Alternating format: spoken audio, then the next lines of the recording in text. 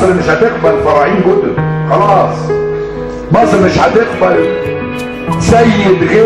سيد واحد مفيش غيره هو الشعب المصري، ورئيس الدولة ليس سيدا بل هو موظف عام تبع السيد الوحيد هو الشعب المصري. يا ابو الفتوح ارحمني يا عم، ما حد غيرك جاب لي الهم، كل ما قارن بيك وبغيرك عقلي يقول لي يا واد اتلم، حد يقارن ضحكة جميلة ويا وشوش بتجيب الغم، بين الفرحة وحرق الدم.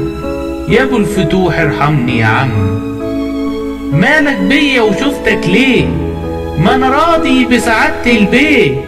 ايوه صحيح ده مطلع عيني وسعادته خارمها بايديه، لكن بعد ما شفتك انت اتمردت يا سيدي عليه، وطلعني ضوافر وبخربش وبقوله في وشه احيه. مالك بيا وشفتك ليه؟ 30 سنة خاضع متهني، وقت التصويت كنت بغني، انا غني في بيتي اخترناه وهو سيادته يصوت عني.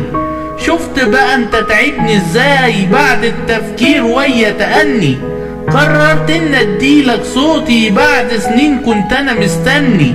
راجل جد ويملى دماغي مش هخاف نار ولا تلسوعني، 30 سنة خاضع متهني.